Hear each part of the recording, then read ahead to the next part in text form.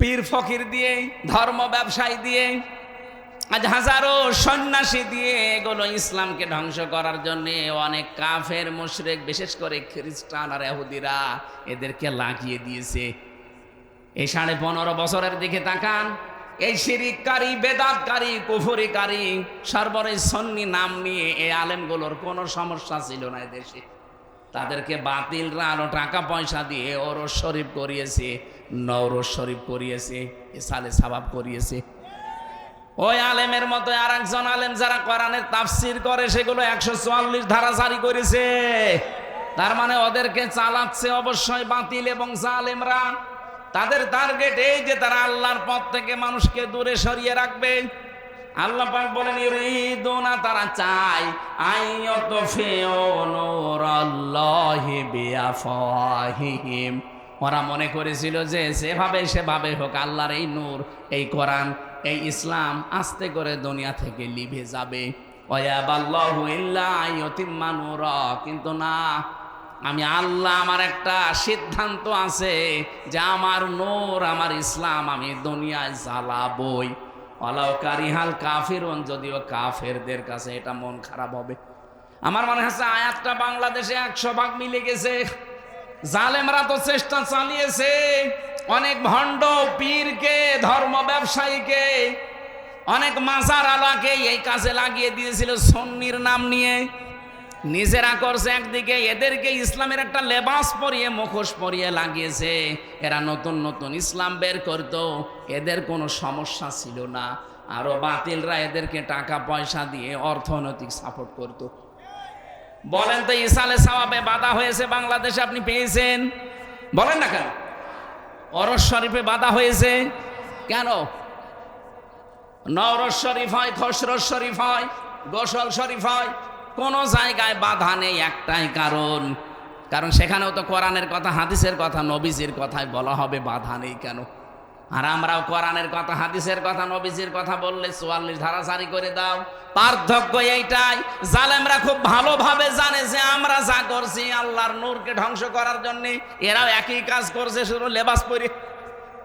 এই বলেন, কিন্তু হামজা যেটা করছে, আল্লামা সাইদি যেটা করছে, এটা যদি জনগণ জেনে ফেলে, তাহলে আমরা যে অবৈধ চেয়ারে আছি, এ চেয়ার থাকবে না।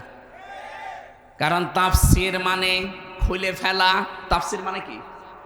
একটা আবরণ দিয়ে ঢাকা আছে, আবরণটা তুলে ফেললে আপনি দেখতে পারবেন যে কি আছে ভেতরে।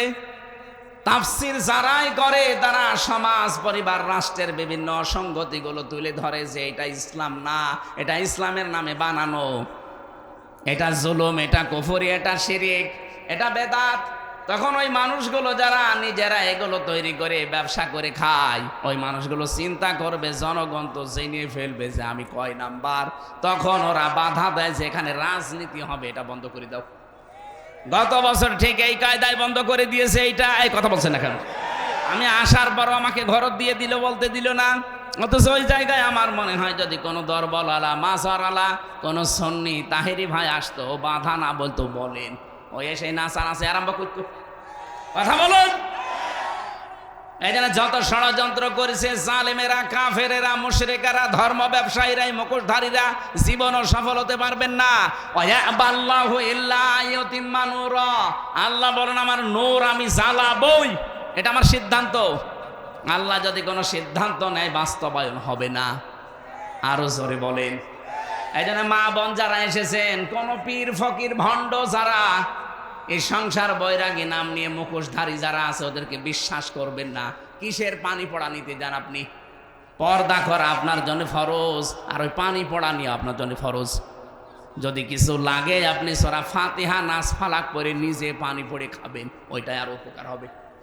পর্দার বিধান লঙ্ঘন করে চলে যাচ্ছেন শৈলকুপা বাজারে, কোন ভণ্ড কোন দিক থেকে বের হয়েছে? আরে ভাই, সারা জীবন আপনি এক জায়গায় করলে একটা ফরজের দাম পাবেন। পর্দার বিধানটা লঙ্ঘন করে চলে গেলেন, স্বামীর কথা, ছেলের কথা না মেনে। ওখানে যে কত রকমের উলট পালট কাজে আপনাকে জড়িয়ে পড়তে হয়, সর্বশেষ ধাক্কা ধাক্কি হয়। এ কথা বলছে না কেন? কত মেলায় যায় মেয়েরা, কত অনুষ্ঠানে যায়, ওরসে যায়, নারী পুরুষ এক জায়গায় জিকির করে। এই বলেন তো, এখানে যারা পুরুষ মানুষ বসে আছে, না এদিকে তাকান, মহিলা প্যান্ডেলের দিকে নেই, বলেন। ওই যে জায়গাগুলো ফাঁকা পড়ে আছে, এখন যদি বলি মা বোনেরা এসে এই মাঝে মাঝে বসে পড়েন, জায়েজ আছে? জায়েজ নেই মানে? এখানে যদি জায়েজ না থাকে তাহলে দরবারগুলোতে নারী পুরুষ এক জায়গায় জিকির করে জায়েজ হয় কি করে? বলেন। আপনি এখানে মেনে নিতে পারছেন না, ওইটাও তো কোরআনের অনুষ্ঠান বলে চালিয়ে দেন। তাহলে এখানে যদি জায়েজ না থাকে নারী পুরুষ এক জায়গায় বসে জিকির করা, কোরআন শোনা, তাহলে ওই জায়গায় এক জায়গায় পর্দা লঙ্ঘন হয় না। তো এই ইসলাম আপনি বোঝেন না কেন? আপনি সব যে সমান মনে করেন যে ওরাও যায় এরাও তা না। আকাশ পাতাল ওগুলো ধ্বংস করার জন্য মুখোশ করেছে।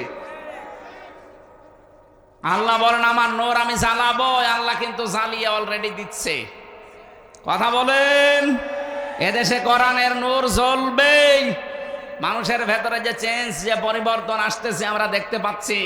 মানুষ কিন্তু অনেক পরিবর্তন হয়ে গেছে। এখন আগস্টের 5 তারিখের আগে যে চশমা ছিল, চশমা এখন আর নেই, খুলে গেছে। এই কথা বলেন।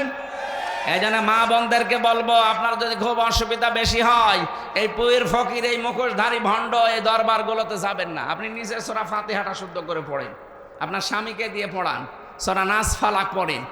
যদি জিন ভূত পরি এরকম কোনো কেউ তাবিজ মাবিজ করে থাকে, কোনো অসুবিধা নেই। এগুলো কাটানো কোনো ব্যাপারই না। এগুলো কাটানোর জন্য 2টা সূরা আল্লাহ দিয়েছেন, নাস আর ফালাক। নবীকেও মানুষ জাদু করেছিল, নবীজি কাটিয়েছিলেন এই 2টা সূরা পড়ে। নবী যদি কাটাতে পারে, আমরা উম্মত হয়ে কাটাতে পারবো না? কোন কারণে ফরজ বিধান লঙ্ঘন করে ওই পীরের কাছে যাবেন আপনি? আজকে থেকে এই সিদ্ধান্তগুলো পাল্টান। আপনার ছেলে ভয় পেয়েছে অথবা জিন ভূত লেগেছে, কোনো অসুবিধা না, আয়াতুল কুরসি পড়বেন, নিজে শুদ্ধ করে পড়ে সূরা ফাতিহা পড়ে একবার ফু দিয়ে দিন, এটা জায়েজ আছে।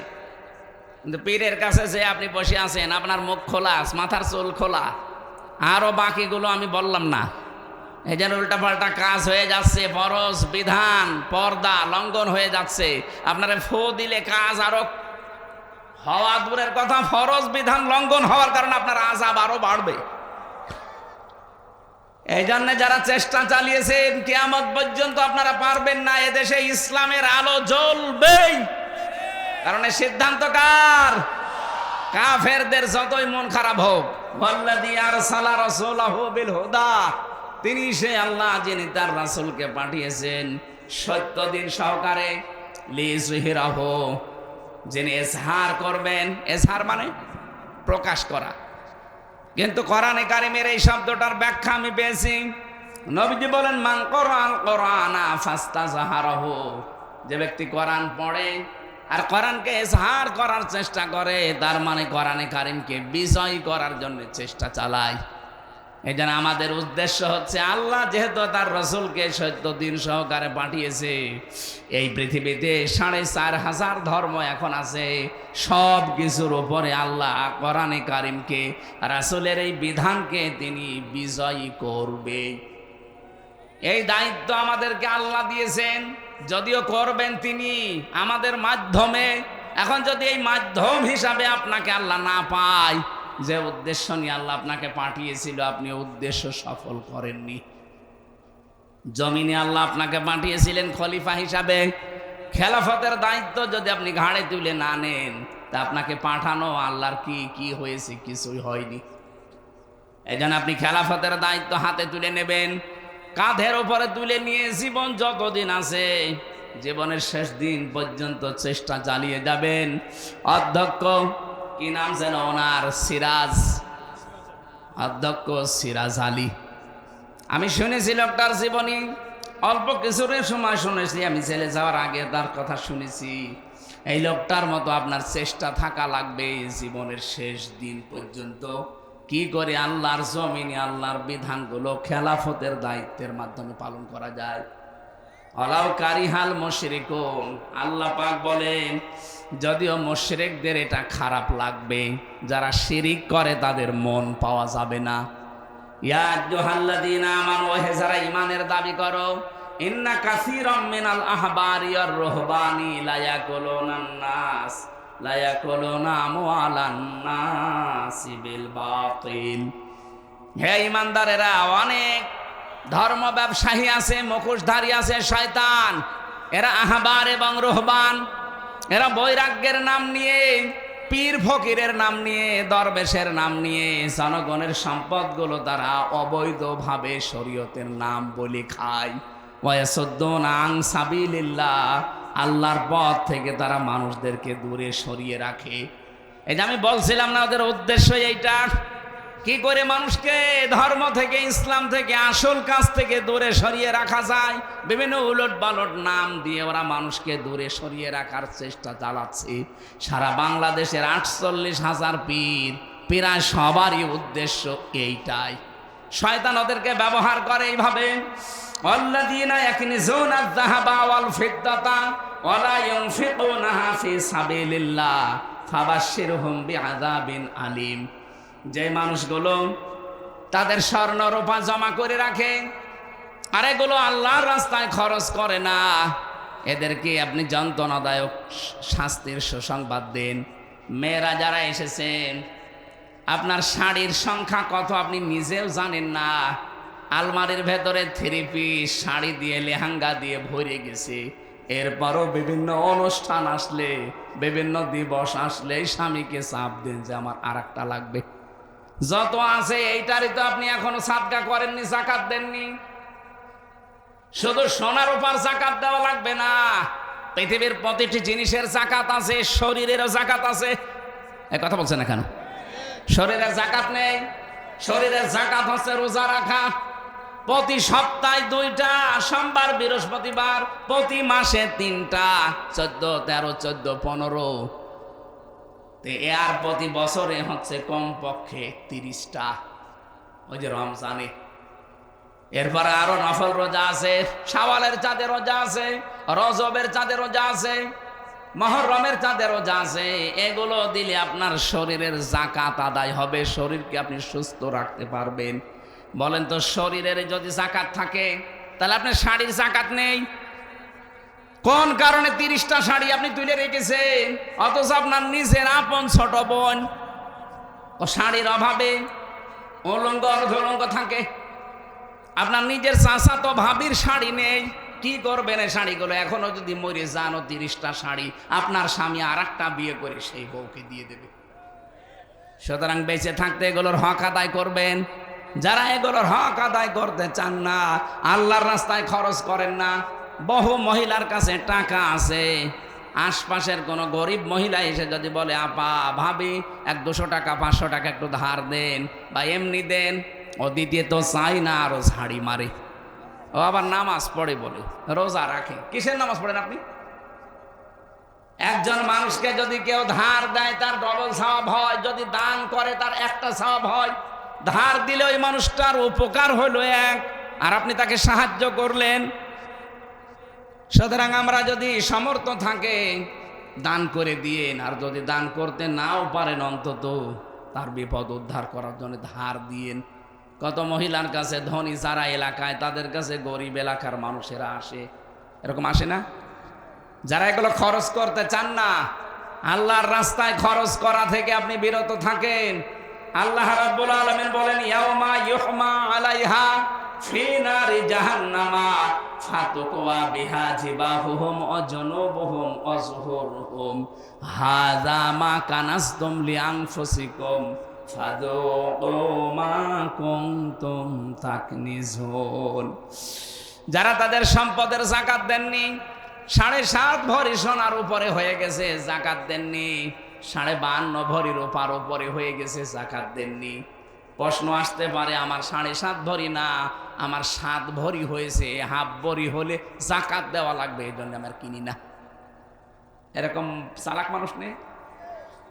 বাংলাদেশ গরিব দেশ, এই দেশের হিসাব করে আপনি যদি সর্বোচ্চ এখন 92,000 টাকার স্বর্ণ, রৌপ্য, ব্যাংকের টাকা, বাক্সের ভেতরে টাকা আছে, এগুলো সব যা হিসাব করে দেখবেন, যদি 1 বছরের সম্পদগুলোর উপরে পার হয়ে যায় 92,000 টাকার মালামাল সব মিলে যদি হয়ে যায়, আপনাকে 100 টাকায় 2.5 টাকা যাকাত দেওয়া লাগবে। যদি কেউ যাকাত না দেন, আপনার নামাজ হবে না। কারণ যেখানে নামাজের কথা সেখানে যাকাতের কথা। অনেক মনে মনে ভাবছে যে ঠিক আছে, নামাজ যদি না হয় সতা নামাজও পড়বো না। সেদিন কোন জায়গায় যেন এক মাসলা বলেছিলাম যে ফাসাল্লিলি রব্বিকা ওয়ানহার, যে নামাজ পড়ো কোরবানি করো। নামাজ পড়ে না কোরবানি করে, ওর কোরবানি হবে না। ও বলছে ঠিক আছে নামাজও পড়বো না। নামাজ তো পড়ি না ঠিক আছে, কোরবানি যদি না হয় ও কোরবানিও দেব না, দরকার হয় টাকা আমি আরো জমা করব। আপনারা এরকম আর ভুল বুঝেন না। যেখানে নামাজের কথা সেখানে যাকাতের কথা আল্লাহ দিয়েছেন, এই জন্যে এই পরিবেশটা তো ঠিক রাখা লাগবে। যারা যাকাতের সম্পদগুলো না দিয়ে নিজের কাছে কক্ষিগতভাবে রেখে দেন, আপনার শত্রু দিনের পর দিন বাড়তে থাকবে। আর কিয়ামতের ময়দানে এই মালগুলো আমার আল্লাহ আগুনে জ্বালাবে, জাহান্নামের আগুন দিয়ে। এরকম বড় বড় শিক গরম করে কপালের উপরে, বুকের উপরে, পিঠের উপরে লাগাবে আর বলবে এইটাই তোমার সেই মাল, এখন কেমন লাগে মজা চাকো। এই বিপদ আসার আগে আমরা যেন পরিবর্তন হই আয়াতগুলো থেকে। আল্লাহ তাওফিক দেন, আমিন। আল্লাহ রাব্বুল আলামিন জানিয়েছেন ওয়া ইন্না মিনহুম লাফারিকান ইয়ালবুনা আলসিনাতাহুম বিল কিতাবি লিতাহসাবুহু মিনাল কিতাবি ওয়া মা হুয়া মিনাল কিতাব ওয়া ইয়াকুলুনা হুয়া মিন ইনদিল্লাহি ওয়া মা হুয়া মিন ইনদিল্লাহ ওয়া ইয়াকুলুনা আলাল্লাহিল কাযিবা ওয়া হুম ইয়ালামুন। সূরা আলে ইমরানের ৭৮ নম্বর আয়াতে আছে, খুব ভালো করে মিলাবে। এই সিনাইদা বিশেষ করে শৈলকুপার জন্য আয়াতটা খুব দরকার। ওয়া ইন্না মিনহুম লাফারিকান ইয়ালবুনা আলসিনাতাহুম বিল কিতাব। হে নবী, তাদের ভেতরে অনেক মানুষ এমন আছে যারা বক্তা, আলোচক, যারা কথা বলতে পারে। এই দল এমন একটা দল, তারা বের হয় কি করে আপনি জানেন? ইয়ালবুনা আলসিনাতাহুম, তারা তাদের জিহ্বায় রং লাগায়। তার মানে রং ঢং দিয়ে, সাজগোজ করে, সুর সার দিয়ে এমন ভাবে কথা বলে মনে হচ্ছে যে কিতাবের কথাই বলছে। লিতাহসাবুহু মিনাল কিতাব, মানুষেরা ধারণাও করে যে মনে হয় কোরআনের কথাই হবে। ওমা হুয়া মিনাল কিতাব, অথচ এগুলো একটাও কোরআনের কথা নয়। ওয়ায়াকুলুনা, তারা এই কথাও বলে হুয়া মিন ইনদিল্লাহ, এগুলো আল্লাহর পক্ষ থেকে সব নাযিল হয়েছে। ওমা হুয়া মিন ইনদিল্লাহ, এগুলো একটাও আল্লাহর পক্ষ থেকে আসে নাই। ওয়ায়াকুলুনা, তারা যা বলে আলাল্লাহিল কাযিবা, আল্লাহ সম্পর্কে যা বলে এগুলো সব মিথ্যা কথা বলে। ওয়া হুম ইয়ালামুন, অথচ তারা কিন্তু এটা জানে যে আমরা মিথ্যা বলছি। আপনি এখানে না বুঝলেও স্যার বুঝবে। আল্লাহর নামের সাথে অন্য কোন নাম কেউ যদি জুড়ে দেয় তার ডবল শাস্তি হবে কিয়ামতে। এটা সূরা ফুরকান 19 নাম্বার পারার 4 নাম্বার পৃষ্ঠার 13 নাম্বার লাইনের 78 নাম্বার আয়াত, এটা না 68 নাম্বার আয়াত, প্রথম অংশে আছে আল্লাযীনা লা ইয়াদউনা মা'আল্লাহি ইলাহান আখার। খুব ভালো করে মিলাবেন। আল্লাহ পাক বলেন রহমানের যে বান্দা, তাদের 12টা গুণ দুনিয়ায় পাওয়া যাবে। তার ভেতরে একটা গুণ এই, তারা কখনো আল্লাহর সাথে অন্য কাউকে ডাকবে না। এই যে মা'আল্লাহি ইলাহান আখারা, আল্লাহকে ডাকে কিন্তু পাশাপাশি অন্য কাউকে তার সাথে জুড়ে দেয়। আমি নাম ধরে বললাম আপনাকে শিক্ষা দেওয়ার জন্য, বোঝার জন্য। বলেন তো, এই যে মাওলানা তাহিরি সাহেব, উনিও তো জিকির করে আল্লাহর। 8 রশির ময়দানে ওরাও জিকির করে আল্লাহর, কিন্তু পাশাপাশি এমন এমন নাম জুড়ে দেয়, ইয়ালি বাবা, কেল্লা বাবা, ফতে বাবা, খাজা বাবা, এগুলো বলে না বলেন? তাহলে আয়াত অনুযায়ী কি ওই মানুষগুলো আল্লাহকেও ডাকে, পাশাপাশি অন্য কাউকে যারা জুড়ে দেয় জিকির হিসাবে, ইউদাআফ লাহুল আযাব, আল্লাহ বলেন এদের শাস্তি হবে ডবল। তাহলে এদেরকে যদি আল্লাহ শাস্তি, ওরা কি জানে না এই আয়াত? ওরা নিজেদের দরবার, নিজেদের পেটের কারণে এই কাজগুলো ওরা ধর্ম বানিয়ে নিয়েছে। রং ঢং দিয়ে, জিহ্বা উলট পালট করে, সুর সার দিয়ে মনে হচ্ছে হ্যাঁ এ কোরআনের কথাই হবে। আপনি দেখেন সূরা আলে ইমরানের ৭৮ নম্বর আয়াতটা পুরাপুরি মিলে যাচ্ছে না এরকম বক্তাদের সাথে, এরকম পীরদের সাথে? এক কথা বলেন না কেন? মনে হয় যে না, এ যত সুন্দর করে সরসার দিচ্ছে এমন হয় কোরআনের আয়াতই হবে। আর সাধারণ মানুষও তো এরকম, আরবিতে গালি দিলেও মনে করে হয় দোয়া করছে। আমি মাওলানা রুহুল আমিন ভাই একটা গল্প বলছিল আমার, দেখ ইমাম সাহেব সুদের বিরুদ্ধে ওয়াজ করেছে, মসজিদের সভাপতি সুদ খায়। সুদ মানে উনি ওই টাকা ছেড়ে রাখে, টাকা আসে, এই সুদ তো আর সৈক্য পায়নি। এটা কিন্তু মায়ের সাথে জেনা করার গোনা হচ্ছে। আপনার হাসতেছেন মানে আপনি টের পান কি করেন? আপনি ১,০০০ টাকা ছেড়ে রাখে, মাসে মাসে ২০০ টাকা করে বেশি দেয়। এটা যদি এলাকায় থাকে এটা বাদ দেওয়া লাগবে ভাই। কারা কারা এই কাজে আছেন ছেড়ে দেবেন, হাত তোলেন তো। আলহামদুলিল্লাহ, যাক, এই এলাকায় তো আমার মনে হয় বলা ভুল হয়ে গেল। সত্যি কি এলাকায় সব নেই না? হ্যাঁ, আপনি লজ্জা পান কোন কারণে? কিসের লজ্জা আপনার? কোন ও নেই, ঠিক আছে। যাক, এই এলাকাটা এখনো যে ভালো আছে আলহামদুলিল্লাহ। কিন্তু সেই দিন আমি ওই যে যে পেয়েছিলাম হরিণাকুণ্ড, ওনারা দেখলাম কয়েকজন হাত তুলেছে, টাকা ছেড়ে রেখেছে আর টাকা আসে। তাহলে জেনায় তা একই জেলায় ২ রকম নিয়ম চলছে, কিরকম হইল না? তারপরেও যদি কেউ ভুল ভালো এগুলো করে থাকেন, আশা করছে আপনি ছেড়ে দেবেন। ছেড়ে দেবেন তো ইনশাল্লাহ? এই যে ইনশাল্লাহ বলছে, তার মানে আছে। আমার ভাইরা, সুদ খাওয়া, ঘুষ খাওয়া, জেনা ব্যভিচার করা, উলট পালট করে আপনি কামাই করছেন। বলেন তো, যে মানুষগুলো এরকম উল্টো পাল্টা করে কামাই করে আর বলে বাবা শাহজালাল, মদের কাছে সব হালাল, হালাল করে নিলেন সব। যেটা বলতে চাচ্ছিলাম এই হাদিস দিয়ে, বিশ্ব নবী মুহাম্মদুর রাসূলুল্লাহ সাল্লাল্লাহু আলাইহি ওয়াসাল্লামের উম্মত আমরা যারা দাবি করছি, নবীজি এই পৃথিবীতে আসার পরে যতগুলো কাজ নিষেধ করেছিলেন তার ভেতরে কিন্তু এই সুদ একটা। কি সুদ একটা না? ৫০০টা নিষিদ্ধ কাজ আছে এই কোরআনে, তার ভেতরে সুদ একটা। মানে আলোচনা করতে করতে সুদের আয়াত যে এসেছে, যে সুদ খাওয়া আর মায়ের সাথে জেনা করা সমান, সুদ খাওয়া আল্লাহ রাসূলের সাথে জেনা কি যুদ্ধ করার শামিল। এ কথাগুলো বলার পরে বেশ সুন্দর করে নামাজ হয়ে গেল।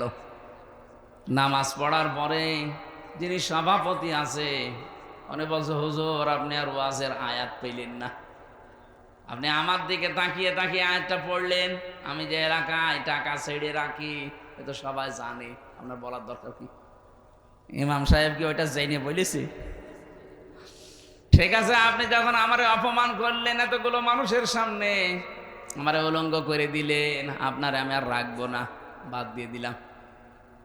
ঠিক আছে, ওখান থেকে গিয়েছে উপশহরে, ওই যে নাটোরের খেজুর তলা বলে আছে চলন বিলের ভেতরে, ওই এলাকায়।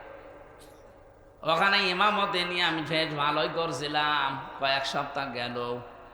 কিন্তু প্রথম যে আয়াত তেলাওয়াত করেছি পর্দার আয়াত, পর্দার আয়াত আসার পরে সেক্রেটারি যিনি উনি ডাক দিয়ে বলছে, হুজুর আপনি একটা কাজ করলেন, আমার বউ না একটু ব্যারাকে চাকরি করে, একটু এলোট পালট হয়ে যায়, আপনি তাই বলে এইভাবে বলবেন? মানুষ তো জানে যে আমার বউ চাকরি করে, আপনি বলতে গেলেন কেন? আপনি যখন আমার মান সম্মান রাখলেন না, আপনাকেও রাখবো না, বাদ দিয়ে দিয়েছি। বলছে এখন আমি আর শহরে উপশহরে কোনো জায়গায় থাকবো না, এমন এক গ্রামে যাবো যারা আরবি বোঝে না। ওই চলন বিলের ভেতরে এক গ্রামে নামাজ পড়িয়েছে, ভালোই বয়ান করেছে, একেবারে সরসার দিয়ে কথা বলার পরে উনি জমান নামাজে তেলাওয়াত করেছে সূরা ইয়াসিন, কয়েকটা আয়াত, ইয়াসিন আল কোরআনিল হাকিম। তেলাওয়াত করার পরে নামাজ শেষ হয়ে সবাই বলছে, না ইমাম সাহেব ভালোই আছে, এর গলা খুব সুন্দর, কণ্ঠ ভালো, এইটাই লাগবে। কিন্তু ক্যাশিয়ারের মন খারাপ, ডাক দেয়া বলো, হুজুর আপনি কি সূরা পড়লেন? কেন? ইয়াসিন পড়েছি। আপনি একটা কাজ করলেন, এই মসজিদের সভাপতির নাম ইয়াসিন আর ওর বাপ মরে গেছে, তার নাম হাকিম। আপনি যে বললেন ইয়াসিন আল কোরআনিল হাকিম, আমি তো ক্যাশিয়ার, আপনাকে টাকা দেব, আমার নামে কোনো সূরা নেই। আমি আপনার নামে সূরা পাবো কোথায়? আপনার নাম তো বাবর মিয়া, বাবর মিয়া নামে কোনো সূরা আছে? আগামী সপ্তাহে আমি জানি না, আমার নামে যেভাবে হোক একটা আয়াত পড়া লাগবে। যদি আগামী সপ্তাহে না পড়েন আপনার আমি বাদ দিয়ে দেব। ওই একটা সপ্তাহ ধরে চিন্তা করছে আমি বাবর মিয়ায় কনে পাবো। ওরা কোরআন খুলে দেখে না, বাবর মিয়া নামে কোনো সূরা নেই। তো বাবর মিয়া নামে তো সূরা পড়া লাগবে, একটা বানিয়েছে। জমান নামাজে প্রথম রাকাতে সূরা ফাতিহার পরে পড়েছে ইয়া বাবর আনতা কালবন ও আবুকা খিনজির ও জাদ্দুকা হিমার ফাইন্নাহুম জাহিলুন। টান এমন দিয়া দিয়েছে মনে করছে কোরআনের আয়াতই হবে। নামাজ শেষ করার পর বলছে হুজুর কি আয়াত পড়লেন যে সব জায়গায় শুধু আমারই নাম? আপনি একটু বাংলা বলেন তো আয়াতের। বাংলা বলা যাবে না, না বলেন। বাংলা হচ্ছে হে বাবর নিশ্চয় তুই কুকুর, তোর বাবা শুকর, তোর দাদা গাধা, তোর 14 বংশ সব মূর্খ দল। একটা সূরা হইল, আরবি তো ভালোই লাগছে। ওর ইমামতি যাই ছিল আর থাকবে, ওর ওই জায়গা থেকেও বাদ দিয়ে দিয়েছে। আমি যেটা বোঝানোর জন্য উদাহরণটা বললাম, আজ ভাবেন তো কোরআনে কারিমের আয়াত তেলাওয়াত করার পরে এত সুন্দর করে সরসার দিয়ে এই তাহেরি ভাই এবং এই সন্নি নাম নিয়ে ভণ্ডরা এমন সুন্দর করে তেলাওয়াত করে টান দেয়, মানুষ বলে আল্লাহু আকবার, মনে হচ্ছে কোরআনের আয়াতে এগুলো আছে, অথচ সবগুলো বানানো, একটা কথা ওই আয়াতে ওইভাবে নেই। ওরা আয়াত পড়ছে ইয়া আইয়ুহাল্লাযীনা আমানুত্তাকুল্লাহা ওয়াবতাগু ইলাইহিল ওয়াসিলা, হে ঈমানদারেরা আল্লাহকে ভয় করো আর তাকে পাওয়ার জন্য একটা ওসিলা তালাশ করে, এই ওসিলাই হচ্ছে পীর সাহেব। এখানে কি পীরের নাম আছে বলেন? ওরা বানিয়ে নিয়েছে, অথচ ওসিলার ব্যাখ্যা আপনি তাফসিরে খুঁজবেন। ওসিলা মানে নেক কাজ। ওসিলা মানে কি? ওসিলার 2 নম্বর অর্থ হচ্ছে ওসিলা হচ্ছে নবীর সম্মান। এগুলো বলে না, পীর সাহেব বানিয়ে নিয়েছে যে আল্লাহকে পাওয়ার জন্য পীর ধরা লাগবে। এখানে কোরআনের আয়াত পড়লেই হবে না, যারা আছেন এই জন্য তো বলছে আপনাকে জানতে হবে। হামজা সা বলে আসলে কোরআনে আছে তো নাকি ও উল্টো পাল্টা করে বানিয়ে বলেছে, এটা আপনাকে আগে জানা লাগবে, তাহলে আপনি শুনে মজা পাবেন। কি কথা বলেন না? এই যে দেখলেন না কতগুলো বক্তার নাম আল্লাহ বললেন যে বহু বক্তা এরকম আছে রং ঢং দিয়ে। লেসানের বহু বচন আলসেনা। লেসান মানে জহব্বা, জহব্বা উলট পালট করে সরসার দিয়ে কানে হাত দিয়ে এমন ভাবে টান মারে মনে হয় যে না কোরআনে আছে। এমনকি তারা বলেও ওয়ায়াকুলুনা হুয়া মিন দিল্লাহ, এগুলো আল্লাহর পক্ষ থেকে এসেছে। আল্লাহ পাক বলেন না, এগুলো একটাও আমি আল্লাহ এরকম কথা নাজিল করি নাই। ওয়ায়াকুলুনা আলাল্লাহিল কাযিবা ওয়া হুম ইয়ালামুন। এই মানুষগুলো কিন্তু ভালোভাবে জানে যে আমরা যা বলছি এগুলো কোরআনের কথা না, আল্লাহর কথা না। জেনে শুনে ওদের ব্যবসার কারণে, দরবারের কারণে এগুলো বলে। এই বলেন তো এরকম মানুষ দেশে নেই? এটা রেকর্ড হচ্ছে, সারা দেশে কালকে যাবে। সুতরাং আল্লাহর সাথে যারা অন্য কাউকে জুড়ে ডাকেন, আপনি ভুল পথে আছেন, আপনার শাস্তি ডবল হবে।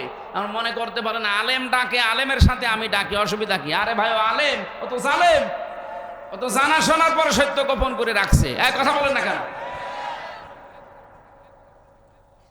সুতরাং আপনি আমাকে আমি যা বলছি এটা আপনি কোরআনের তাফসিরের সাথে মিলান, আর ওর কথাটাও মিলান। জীবনে ওর কথা তাফসিরের সাথে মিলবে না, ওর বাবার সাথে মিলবে। কারণ ওর বাবা তো দরবার ঠিক রাখার জন্য ওটা বানিয়েছে, আর আমার তো দরবার নেই, আমার ঠিক রাখারও দরকার নেই। কথা বলছে না কেন? তাহলে ডবল শাস্তি হবে কোন মানুষের? যারা আল্লাহর সাথে অন্য কাউকে ডাকেন তাদের। সুতরাং আজকে থেকে মরণ পর্যন্ত জিকির হবে আল্লাহর, কিন্তু আল্লাহর পাশাপাশি অন্য কাউকে আর ডাকা। বলেন বলেন, সে খাজা বাবা হোক, দয়াল বাবা হোক, ন্যাংটা বাবা হোক, আগলা বাবা হোক, মাগলা বাবা হোক, কোনো বাবার নাম জিকিরে জায়েজ নেই, এমনকি রাসূলুল্লাহর নামেও জিকির করা জায়েজ নেই। রাসূলুল্লাহর নামে হবে দরুদ শরীফ। আমার সাথে একজন জেলে ছিল, এই 3টা বছর আমি পেয়েছিলাম তাকে, ওই যে সোহেল চৌধুরী হত্যার মামলার আসামি মামুন। 30 বছর জেল ছিল, 25 বছর পরে বের হয়েছে। মাঝে মাঝে দেখতাম রাত্রে 2:30-3টায় উঠতাম আমরা তাহাজ্জুদ পড়তে, আর ও উঠতো জিকির করার জন্য। উঠে একেবারে জিকির আরম্ভ করেছে, তাও জাতের জিকির না, জিকির করছে ইয়া রাসূলুল্লাহ, ইয়া রাসূলুল্লাহ। কি গো? মাওলানা মামুনুল হক আর আমি ওনাকে ডাকলাম, ভাই কি করেন আপনি? হুজুর জিকির করি। জিকির মানে ইয়া রাসূলুল্লাহ, ইয়া রাসূলুল্লাহ কিসের জিকির? বলছে রাসূলের এশকে। রাসূলের এশকে কোনো জিকির আছে? আরে ভাই জিকির হবে তো আল্লাহর নামে। কে শিখিয়েছে আপনাকে আন্দাজে জিকির? উনি ওই দিন বলেছিল, মামুন সাহেব, হামজা সাহেব আমাকে শিখিয়ে দিয়েছে। একজন পাগড়িওয়ালা হুজুর এসেছিল জেলে, সবুজ পাগড়ি মাথায় দেয়, তার মানে মাঝ ভান্ডারি। এই হুজুর এসেছিল জেলখানায় জমি জায়গার কেস নিয়ে, তার সাথে আমি ছিলাম, তার কাছে জিকির শিখেছি। ওই তখন থেকে আমি চালাচ্ছি ইয়া রাসূলুল্লাহ, ইয়া রাসূলুল্লাহ। বললাম সে নাই, বুঝে শুনে ভুল করেছে, আপনি হয়তো না জেনে ভুল করছেন, আপনাকে আর ভুল করতে দেব না। বলেন জিকির রাসূলুল্লাহর নামে হবে না, জিকির হবে শুধুমাত্র আল্লাহর নামে। দেখলাম তার পরের কয়েকদিন উনি পাল্টিয়ে গেছে, আর ওরকম করে না। এবার আমরা যে আয়াত পড়েছিলাম ওই আয়াতের সাথে মিল আছে, ওইদিকে আমরা যাচ্ছি। রব্বুল আলামিন বলেন ইত্তাখাযু আহবারহুম ওয়া রুহবানাহুম আরবাবাম মিন দুনিল্লাহ আল মাসীহ ইবনে মারইয়াম। ইহুদি খ্রিস্টানদের কথা আল্লাহ রূপেতে জানিয়েছেন সূরা তাওবার 31 নম্বর আয়াত।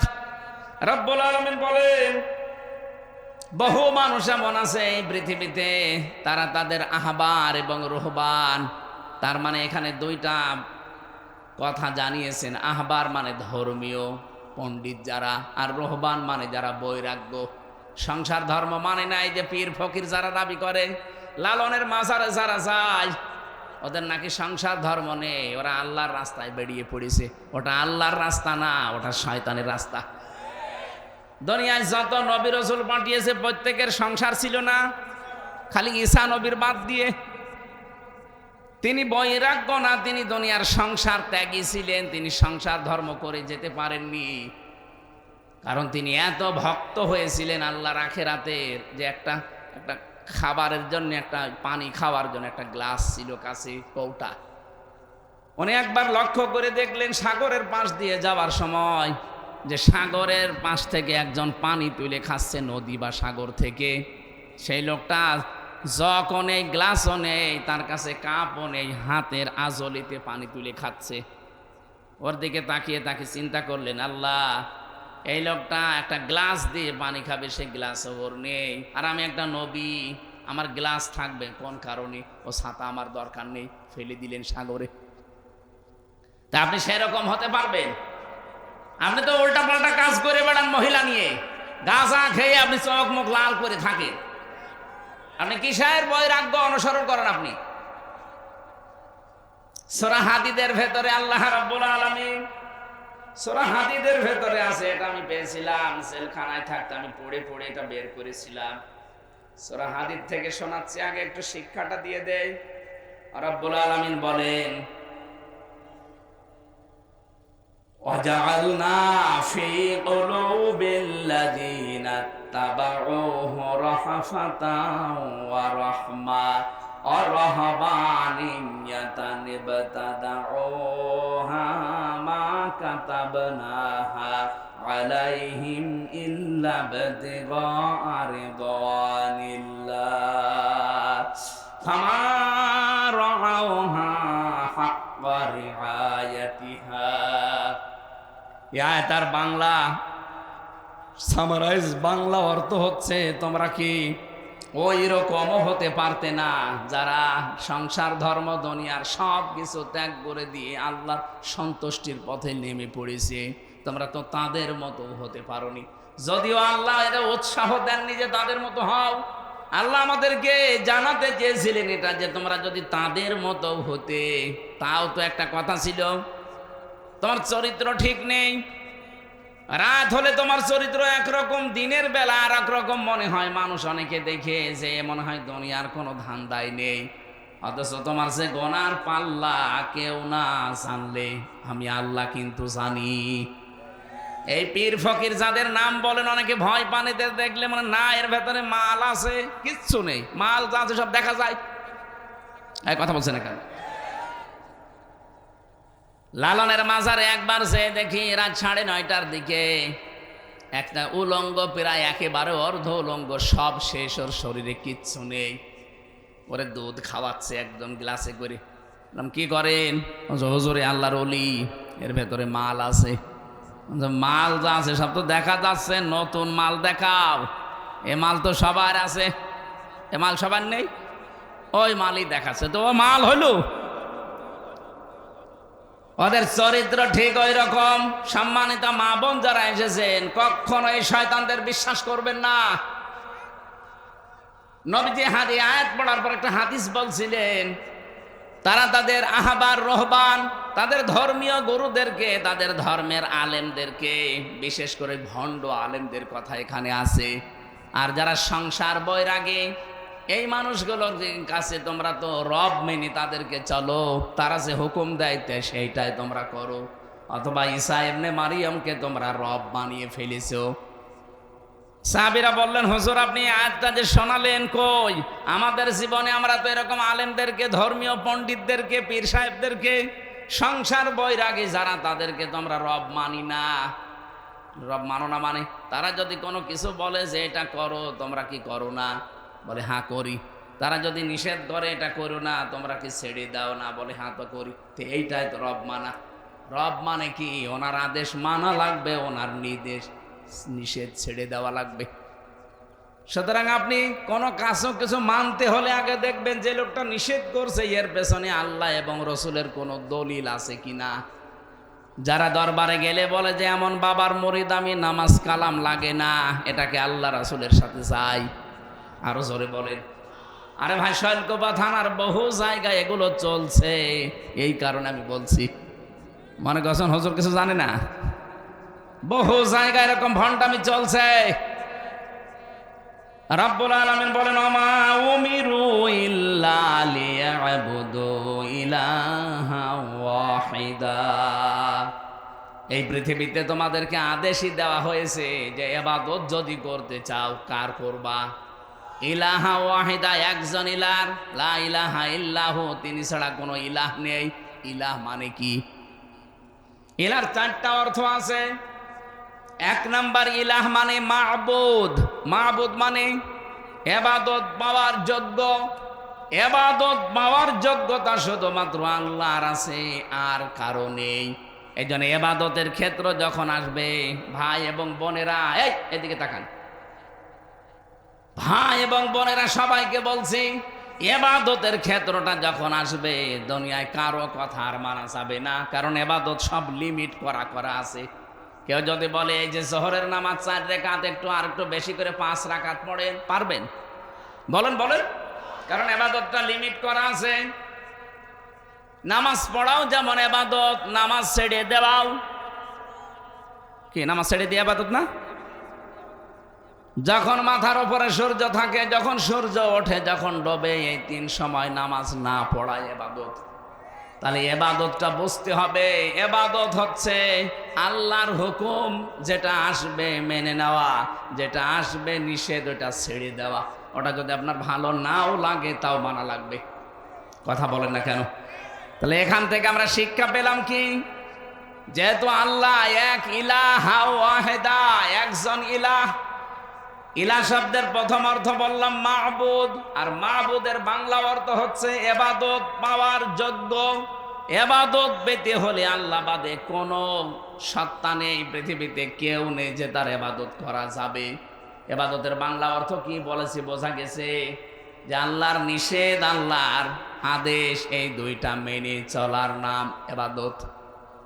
সুবহানাহু আম্মা ইউশরিকুন, আল্লাহ পবিত্র, তার সাথে কাউকে শিরিক করবা না। পীর ফকির দিয়ে, ধর্ম ব্যবসায়ী দিয়ে, আজ হাজারো সন্ন্যাসী দিয়ে এগুলো ইসলামকে ধ্বংস করার জন্য অনেক কাফের মুশরিক, বিশেষ করে খ্রিস্টান আর ইহুদিরা এদেরকে লাগিয়ে দিয়েছে। এই 15.5 বছরের দিকে তাকান, এই শিরিককারী, বেদাতকারী, কুফরিকারী, সর্বরে সন্নি নাম নিয়ে এই আলেমগুলোর কোনো সমস্যা ছিল না দেশে। তাদেরকে বাতিলরা আরো টাকা পয়সা দিয়ে ওরস শরীফ করিয়েছে, নওরোজ শরীফ করিয়েছে, ইসালে সাবাব করিয়েছে। ওই আলেমের মতো আর একজন আলেম যারা কোরআনের তাফসির করে সেগুলো 144 ধারা জারি করেছে। তার মানে ওদেরকে চালাচ্ছে অবশ্যই বাতিল এবং জালেমরা। তাদের টার্গেট এই যে তারা আল্লাহর পথ থেকে মানুষকে দূরে সরিয়ে রাখবে। আল্লাহ পাক বলেন ইউরিদুনা, তারা চায় আইয়াতফিউ নূরাল্লাহি বিআফওয়াহিহিম। ওরা মনে করেছিল যে সেভাবে হোক আল্লাহর এই নূর, এই কোরআন, এই ইসলাম আস্তে করে দুনিয়া থেকে লিভে যাবে। ওয়ায়াবাল্লাহু ইল্লা আইয়ুতিম্মা নূরা, কিন্তু না, আমি আল্লাহ, আমার একটা সিদ্ধান্ত আছে যে আমার নূর, আমার ইসলাম আমি দুনিয়ায় জ্বালাবই।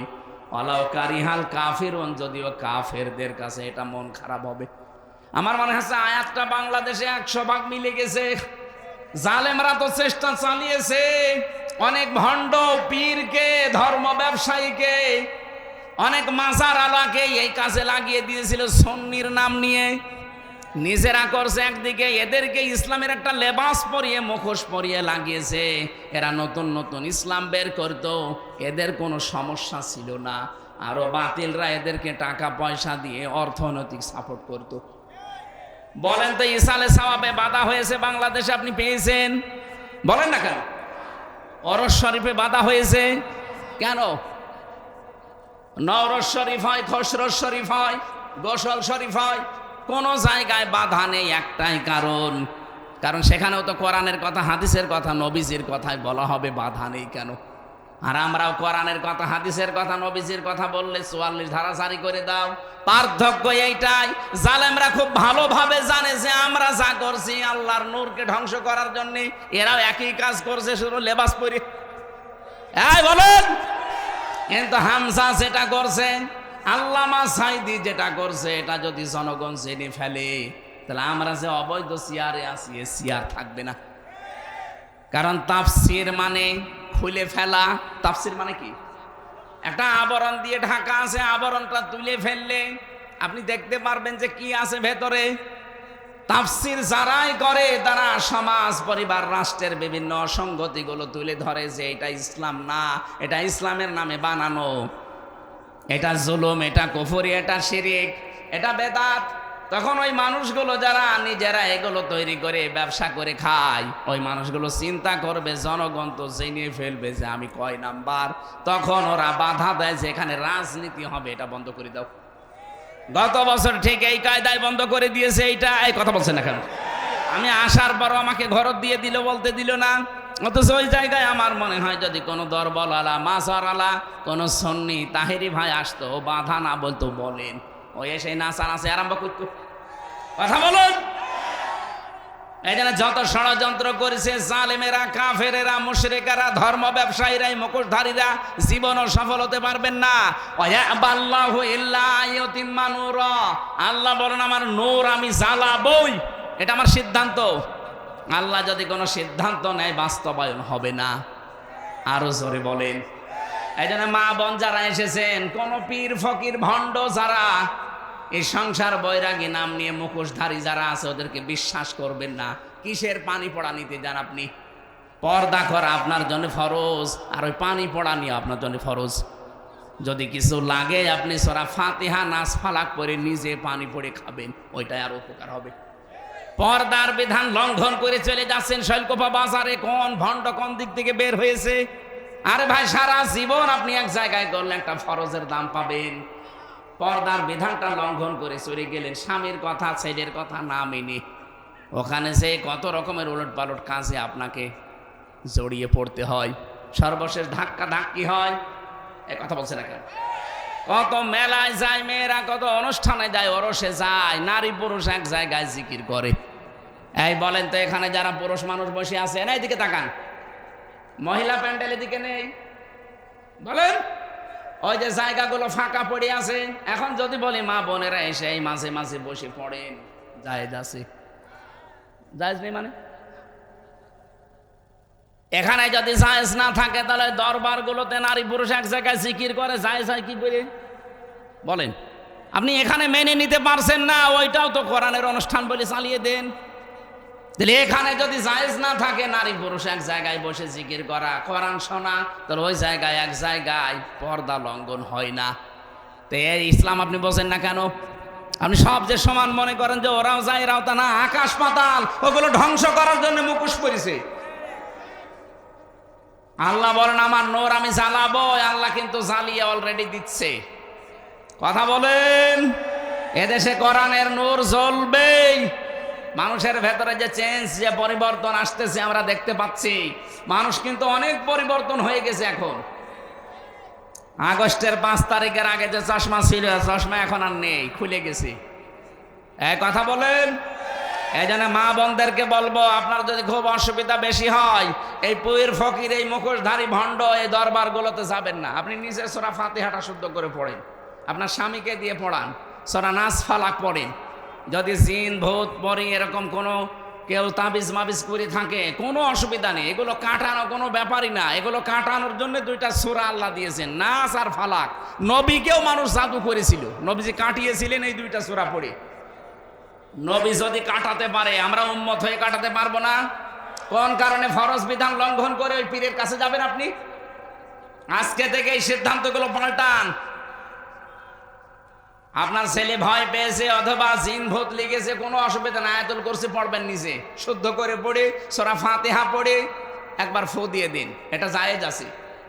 কিন্তু পীরের কাছে যে আপনি বসে আছেন, আপনার মুখ খোলা, মাথার চুল খোলা, আরো বাকিগুলো আমি বললাম না, এই যেন উল্টাপাল্টা কাজ হয়ে যাচ্ছে, ফরজ বিধান পর্দা লঙ্ঘন হয়ে যাচ্ছে। আপনারা ফু দিলে কাজ আরো হওয়া দূরের কথা, ফরজ বিধান লঙ্ঘন হওয়ার কারণে আপনার আযাব আরো বাড়বে। এই জন্য যারা চেষ্টা চালিয়েছেন, কিয়ামত পর্যন্ত আপনারা পারবেন না। এদেশে ইসলামের আলো জ্বলবেই, কারণ এই সিদ্ধান্ত কার? কাফেরদের যতই মন খারাপ হোক। ওয়াল্লাযী আরসালা রাসূলাহু বিল হুদা, তিনি সে আল্লাহ যিনি তার রাসূলকে পাঠিয়েছেন সত্য দিন সহকারে, লিইয়ুযহিরাহু, যিনি ইজহার করবেন। ইজহার মানে প্রকাশ করা। কিন্তু কোরআনে কারিমের এই শব্দটার ব্যাখ্যা আমি পেয়েছি, নবীজি বলেন মান ক্বরাল কোরআনা ফাস্তাযহারাহু, যে ব্যক্তি কোরআন পড়ে আর কোরআনকে ইজহার করার চেষ্টা করে, তার মানে কোরআনে কারিমকে বিজয় করার জন্য চেষ্টা চালায়। এই জন্য আমাদের উদ্দেশ্য হচ্ছে, আল্লাহ যেহেতু তার রাসূলকে সত্য দিন সহকারে পাঠিয়েছে, এই পৃথিবীতে 4,500 ধর্ম এখন আছে, সব কিছুর উপরে আল্লাহ কোরআনে কারিমকে, রাসূলের এই বিধানকে তিনি বিজয়ী করবে। এই দায়িত্ব আমাদেরকে আল্লাহ দিয়েছেন, যদিও করবেন তিনি আমাদের মাধ্যমে। এখন যদি এই মাধ্যম হিসাবে আপনাকে আল্লাহ না পায়, যে উদ্দেশ্য নিয়ে আল্লাহ আপনাকে পাঠিয়েছিল, আপনি উদ্দেশ্য সফল করেননি। জমিনে আল্লাহ আপনাকে পাঠিয়েছিলেন খলিফা হিসাবে, খেলাফতের দায়িত্ব যদি আপনি ঘাড়ে তুলে না নেন, তা আপনাকে পাঠানো আল্লাহর কি হয়েছে? কিছুই হয়নি। এই জন্য আপনি খেলাফতের দায়িত্ব হাতে তুলে নেবেন, কাঁধের উপরে তুলে নিয়ে জীবন যতদিন আছে, জীবনের শেষ দিন পর্যন্ত চেষ্টা চালিয়ে যাবেন। অধ্যক্ষ কি নাম যেন ওনার? অধ্যক্ষ সিরাজ আলী।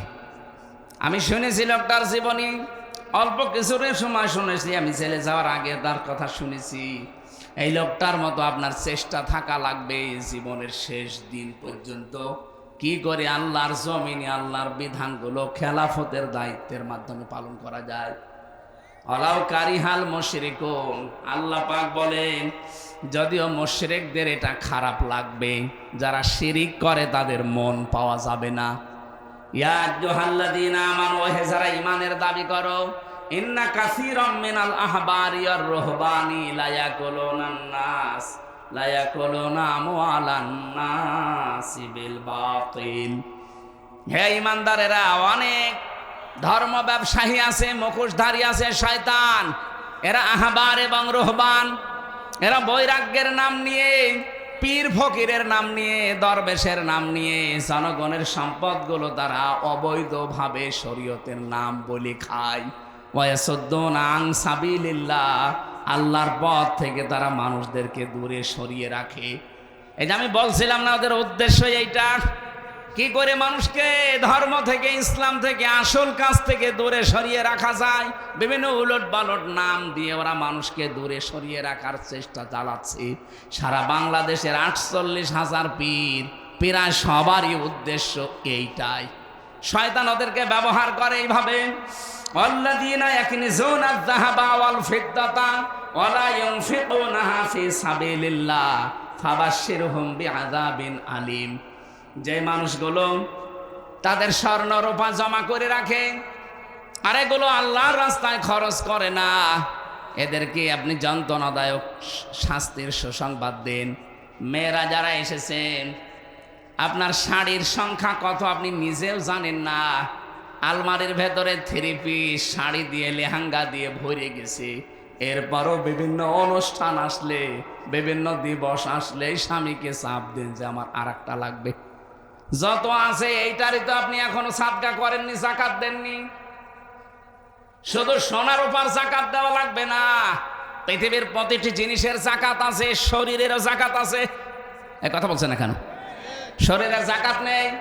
শরীরের যাকাত হচ্ছে রোজা রাখা, প্রতি সপ্তাহে 2টা, সোমবার বৃহস্পতিবার, প্রতি মাসে 3টা, 14, 13, 14, 15, আর প্রতি বছরে হচ্ছে কমপক্ষে 30টা, ওই যে রমজানে। এরপরে আরো নফল রোজা আছে, শাওয়ালের চাঁদে রোজা আছে, রজবের চাঁদে রোজা আছে, মুহররমের চাঁদে রোজা আছে। এগুলো দিলে আপনার শরীরের যাকাত আদায় হবে, শরীরকে আপনি সুস্থ রাখতে পারবেন। বলেন তো, শরীরের যদি যাকাত থাকে তাহলে আপনার শাড়ির যাকাত নেই।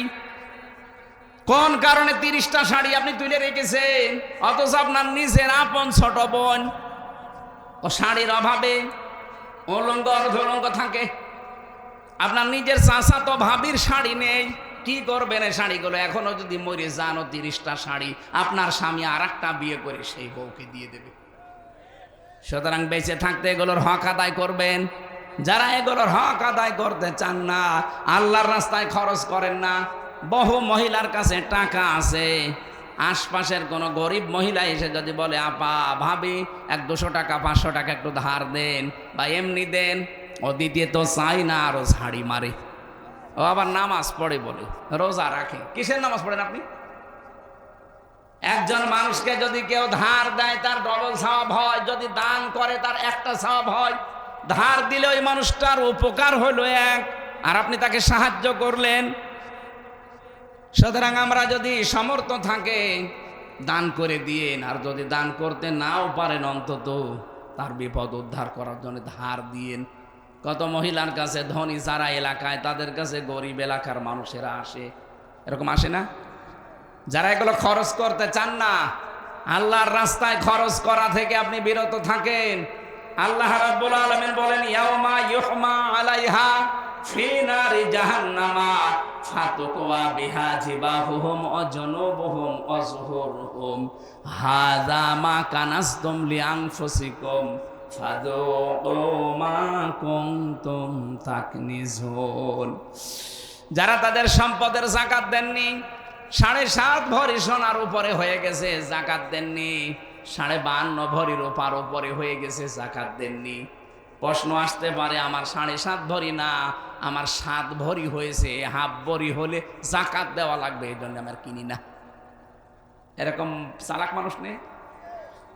বাংলাদেশ গরিব দেশ, এই দেশের হিসাব করে আপনি যদি সর্বোচ্চ এখন 92,000 টাকার স্বর্ণ, রৌপ্য, ব্যাংকের টাকা, বাক্সের ভেতরে টাকা আছে, এগুলো সব যা হিসাব করে দেখবেন, যদি 1 বছরে সম্পদগুলোর উপরে পার হয়ে যায় 92,000 টাকার মালামাল সব মিলে যদি হয়ে যায়, আপনাকে 100 টাকায় 2.5 টাকা যাকাত দেওয়া লাগবে। যদি কেউ যাকাত না দেন, আপনার নামাজ হবে না। কারণ যেখানে নামাজের কথা সেখানে যাকাতের কথা। অনেক মনে মনে ভাবছে যে ঠিক আছে, নামাজ যদি না হয় সতা নামাজও পড়বো না। সেদিন কোন জায়গায় যেন এক মাসলা বলেছিলাম যে ফাসাল্লি রব্বিকা ওয়ানহার, যে নামাজ পড়ো কোরবানি করো। নামাজ পড়ে না কোরবানি করে, ওর কোরবানি হবে না। ও বলছে ঠিক আছে নামাজও পড়বো না, নামাজ তো পড়ি না, ঠিক আছে কোরবানি যদি না হয় ও কোরবানিও দেব না, দরকার হয় টাকা আমি আরো জমা করব। আপনারা এরকম আর ভুল বুঝেন না, যেখানে নামাজের কথা সেখানে যাকাতের কথা আল্লাহ দিয়েছেন। এই জন্যে এই পরিবেশটা তো ঠিক রাখা লাগবে। যারা যাকাতের সম্পদগুলো না দিয়ে নিজের কাছে কক্ষিগতভাবে রেখে দেন, আপনার শত্রু দিনের পর দিন বাড়তে থাকবে। আর কিয়ামতের ময়দানে এই মালগুলো আমার আল্লাহ আগুনে জ্বালাবে, জাহান্নামের আগুন দিয়ে। এরকম বড় বড় শিক গরম করে কপালের উপরে, বুকের উপরে, পিঠের উপরে লাগাবে আর বলবে এইটাই তোমার সেই মাল, এখন কেমন লাগে মজা চাকো। এই বিপদ আসার আগে আমরা যেন পরিবর্তন হই আয়াতগুলো থেকে। আল্লাহ তাওফিক দেন, আমিন, আল্লাহুম্মা আমিন। লা হাওলা ওয়ালা কুওয়াতা ইল্লা বিল্লাহিল আলিয়্যিল আযীম।